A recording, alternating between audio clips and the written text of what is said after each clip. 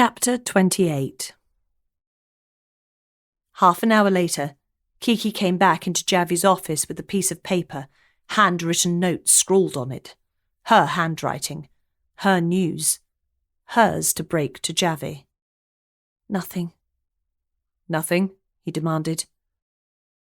Both of the parents and the brother Enrico cannot be found. The mother died around 10 years ago. There is plenty of coverage of her in the newspaper when she died. She had given a great deal of time to charity that campaigned against violence. I guess her experience led her to that. And the father?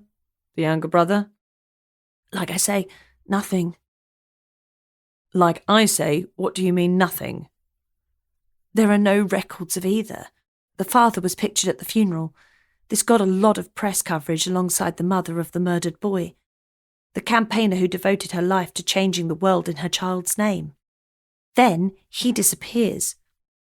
He isn't recorded as living anywhere, working anywhere, dying anywhere. The same with the younger brother. The pair of them disappeared off the face of the earth around the time of the funeral. The boy before the funeral, the man after. We have no record at all of where these two ended up in life. Or death. Javea sucked in air as though his life depended on getting as much oxygen into his lungs at that precise moment. Kiki felt like the room suddenly became a less enjoyable place to be in. It was. Javea's mood changed instantly. He hated a dead end, but he felt like he was being faced by them at every turn. What can we tell from this information? He asked Kiki. She hesitated. It wasn't as though she could come up with an answer. It was unanswerable as far as she was concerned.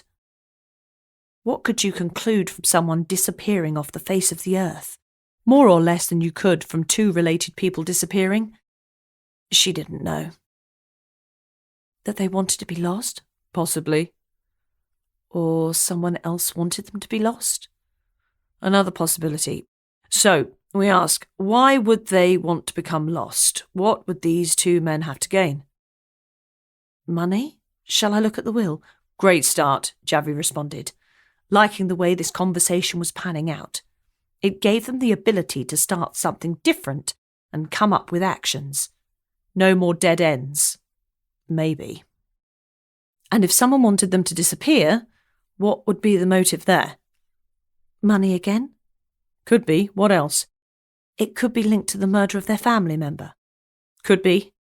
So where can we go with that? Javea asked, his brain reaching for something that seemed just outside of his sphere of influence. He was sure he would get there, but not sure how. How about the rest of Hugo's family? Haven't we reached a dead end with that one already? Javea asked. Kiki nodded. She had looked up the family, and so far all she had come up with was Maya, and Javea had already drawn a blank there. I think I might need to speak to Maya again at some stage, but there's no reason to at the moment, Javea spoke. All the while, Kiki's gaze was concentrated on one image, a newspaper cutting from the time of the murder that had been left in the file. Kiki looked longer and harder at the image. The face that stared back at her was Hugo's younger brother.